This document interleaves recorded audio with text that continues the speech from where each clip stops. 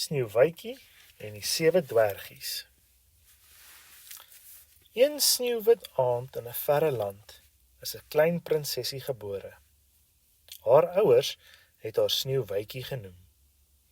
Die jare het verbygegaan en die dogtertjie word toe 'n pragtige jong meisie. Haar skoonheid en mooi geaardheid steel die harte van almal wat haar leer ken. Nadat Sneeuwwitjie se pa dood is, bly sy saam met haar stiefma, die koningin, in die kasteel. Die koningin is baie mooi, maar sy is koud en harteloos. Sy is ook jaloers omdat Sneeuwwitjie so mooi is. Daarom gee sy vir Sneeuwwitjie net ou klere om aan te trek. Sneeuwwitjie moet al die werk in die kasteel doen. Die koningin se kosbaarste besitting is 'n towerspieël. Sy kyk elke dag daarin en vra: "Spieeltjie, spieeltjie aan die wand, wie's die mooiste in die land?" En die spieël antwoord elke dag: "Jy, o koningin, is die mooiste in die land." Terwyl die koningin ure voor haar spieël deurbring, moet Sneeuwwitjie lang ure in die kasteel werk. Sy doen haar werkies altyd met 'n glimlag en sing ook terwyl sy werk. Eendag, toe sy water by die put gaan haal, sing sy 'n liedjie oor haar beste droom. Sy droom dat 'n aantreklike prins by die kasteel opdaag om haar weg te neem. "Laat my wens asseblief waar word," fluister Sneeuwwitjie. Sy het skaars gepraat, toe staan daar 'n aantreklike prins langs haar. Sneeuwwitjie kyk skamerig in sy oë. Die prins is onmiddellik verlief op haar, maar Sneeuwwitjie raak skielik bang en vlug na die kasteel. Daardie aand vra die koningin soos gewoonlik vir die spieël: "Spieeltjie, spieeltjie aan die wand, wie's die mooiste in die land?" Maar die keer antwoord die spieël: "Haar lippe bloedrooi, haar hare pikswart, haar vel soos sneeu, haar naam is Sneeuwwitjie." Die koningin word so kwaad dat sy onmiddellik haar jagter ontbied. "Môre neem jy vir Sneeuwwitjie diep in die bos in en maak haar dood," beveel sy. Toe gee sy vir die jagter 'n juweelkussie en beveel hom om 'n bewys terug te bring dat hy haar opdrag uitgevoer het. Die jagter is bang vir die koningin en beloof om haar wens uit te voer. Die volgende oggend neem die jagter vir Sneeuwwitjie diep in die woud in. Toe hy sien hoe die prinsesie 'n klein voeltjie in sy nesie terugsit, weet hy kan so 'n goedhartige meisietjie geen leed aandoen nie. Hy val voor haar neer en smeek dat sy hom moet vergewe. "My liewe prinses," sê hy, "jy is nie veilig nie.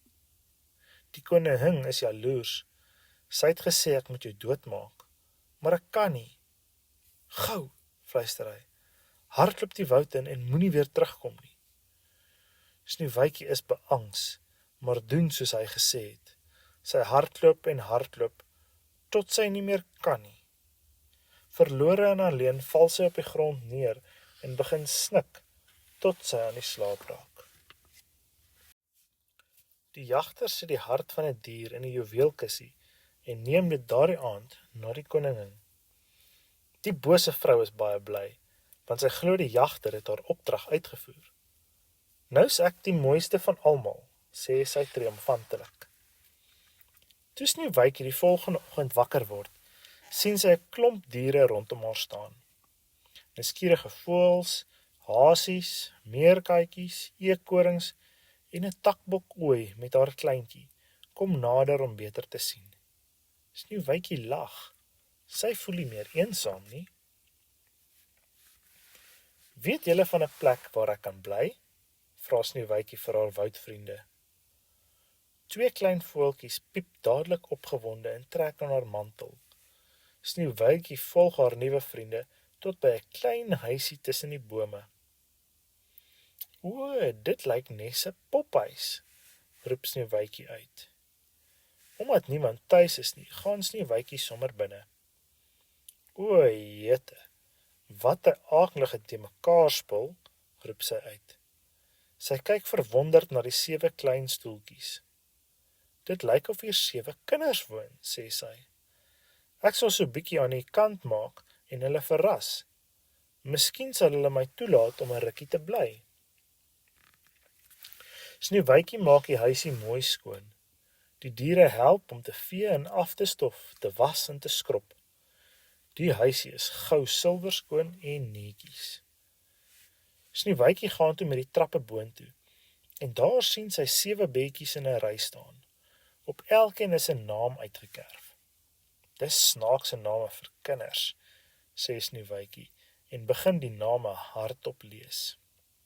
Sonskyn, Domkop, Knorpot, Snuiter, Skamian, Dok en Slaapkous.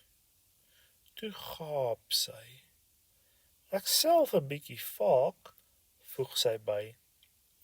Sneeuwwitjie gaan lê dwars oor die bedjies en raak dadelik aan die slaap. Intussen is 7 klein mannetjies op pad huis toe, na 'n dag se harde werk in die diamantmyn. Hulle weet dit nog nie, maar daar wag vir hulle verrassing tuis. Hulle is die 7 dwergies wat in die huisie woon, waar Sneeuwwitjie lê en slaap. Hulle sing vrolik terwyl hulle deur die woud stap.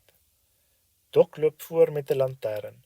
Agterom is Knorpot, Sonskyn, Slaapkous, Snuiter, Skamian en heel agter in die ry loop Domkop. Toe hulle naby die huis kom, merk die dwergies dat iets anders lyk. Die vensters blink. Hulle stap versigtig na binne. Alles is skoon en netjies. Nes ek gedink het, sê Dok. Iemand was hier. Miskien is dit 'n kabouter, sê Skamian. En miskien is hy nog hier. Net een manier om uit te vind, sê Knorpot. Hulle stap almal boontoe, maar in plaas van 'n kabouter, kry die dwergies vir Sneeuwwitjie, vas aan die slaap op hulle beddens. Dis 'n meisie, roep Dok uit. Sy is pragtig, voeg Sonskyn by. Sneeuwwitjie word wakker van hulle stemme. Haai, roep sy uit toe sy hulle sien. Julle is glad nie kinders nie. Julle is klein mannetjies. Dis reg, sê Dok. Maar wie is jy? Sneeuwwitjie stel haarself voor en vertel vir hulle alles oor die bose koningin. Jy kan by ons bly, sê Dok. Ons sal sorg dat jy niks oorkom nie. Al die ander dwergies stem saam. Terug by die kasteel, raadpleeg die koningin weer haar towerspieël. Spieeltjie, spieeltjie aan die wand, wie's die mooiste in die land? Vra sy. Sy is seker sy ken die antwoord, maar die spieël antwoord. Oor die 7 smaraggroen heuwels, ander kant die 7de waterval, in die huisie van die 7 dwergies, woon Sneeuwwitjie, die mooiste een van almal. Die koningin is woedend. Die jagter het gejok. Gil sy en gooi die juweelkussie op die vloer. Nou sal ek self die saak hanteer. Die koningin hardloop met die trap af na 'n donker kelderkamer waar sy 'n klomp towerpoeiers en vloeistowwe hou. Daar meng sy gou vir haar 'n towerdrankie. Toe sy die towerdrankie drink, verander sy onmiddellik in 'n lelike ou vrou. Sy spreek 'n towerspel oor 'n sappige rooi appel uit. Net een hap aan hierdie giftige appel en Sneeuwwitjie sal vir ewig aan die slaap raak, kikkel sy opgewonde. Daardie aand in die klein huisie kook Sneeuwwitjie 'n spesiale ete vir die dwergies. Aandete is byna gereed, sê sy vir hulle. Daar's net tyd om julle te gaan was. Was? Vra die dwergies almal saam. Hulle het al byna vergeet wat die woord beteken. Maar Sneeuwwitjie is streng en hulle stap almal buitentoe om te gaan was. Selfs Knorpot word skoon geskrob. Na aandete is dit tyd vir pret. Die dwergies maak musiek en dans om die beurt met Sneeuwwitjie. Domkop klim op Snuiter se skouers en hang 'n lang jas oor hulle albei. Nou is hy net so lank soos Sneeuwwitjie, maar nie verlang nie, net een nies van Snuiter en hulle val albei op die vloer. Voor hulle die volgende dag werk toe stap, soen Sneeuwwitjie die dwergies, eers een vir een. Pas op vir vreemdelinge, waarsku Dok. Mens weet nooit wat vang die bose koningin aan nie. Toe maar, antwoord Sneeuwwitjie. Ek sal versigtig wees. Nadat die dwergies weg is, begin Sneeuwwitjie pastye bak. Heeltemal alleen, my ding, hoor sy iemand vra. Sneeuwwitjie draai om en sien 'n ou vrou by die venster staan. Wil jy nie een van my lekker appels proe nie? Dit is wensappels, weet jy, sê die ou vrou. Dit lyk baie lekker, antwoord Sneeuwwitjie. Die diertjies om die huis herken die koningin onmiddellik, maar Sneeuwwitjie nie. Sneeuwwitjie vat een van die appels en wens iets. Sy hap aan die appel en val net daar op die vloer neer. Slegs sy eerste liefdeskus sal haar weer kan wakker maak. Ha ha ha, kikkel die koningin. Nou ja, my pragtige prinsesie, jy gaan vir ewig slaap. Die diere hardloop na die myn. Hulle pluk aan die dwergie se klere, totdat die mannetjies agterkom dat iets vreeslik gebeur het. Die dwergie spring op die takbokke en jaag na hul huisie. Hulle sien die ou vrou op pad en herken die koningin onder haar vermomming. Volg haar, skree Knorpot. Toe jaag hulle haar al teen die steilkraans op. Die koningin klim tot bo op die kraans. Sy sien sy's op 'n smal lysie vasgekeer. Sy is net van plan om 'n groot rots op die dwergies af te stoot, toe 'n weerligstraal die lysie tref. En met 'n aaklige gil val sy op die skerp rots daaronder. Die bose koningin is vergoed weg. Toe die dwergies uiteindelik tuis kom, kry hulle vir Sneeuwwitjie aan die slaap op die vloer. Niks wat hulle doen maak haar wakker nie. Met trane in hulle oë plaas hulle Sneeuwwitjie versigtig op 'n bed. Die volgende dag bou die dwergies 'n goue kus vir Sneeuwwitjie. Dit het 'n glasdeksel, sodat hulle haar die hele tyd kan sien. Toe dra hulle die kus na 'n rustige oopte in die woud, waar die hoë dennebome die grond met 'n welriekende mat van naalde bedek. Die dwergies bly dae lank by Sneeuwwitjie sit. Hulle hoop die hele tyd dat sy wakker word, maar Sneeuwwitjie slaap rustig voort. Intussen het die eensame prins Sneeuwwitjie oral gesoek.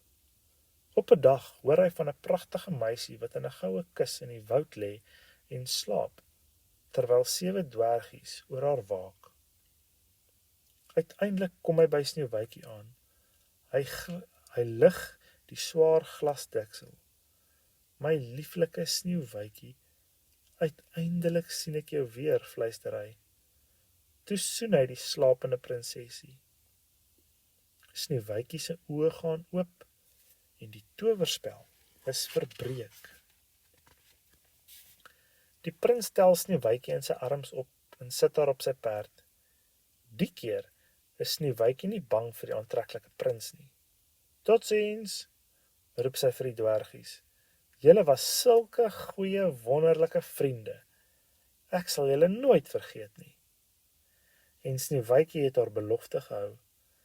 Sy nooi die dwergies na al die feesvieringe by die kasteel, waar sy en haar prins vir ewig gelukkig saamwoon. Fluit, fluit, my storie is uit.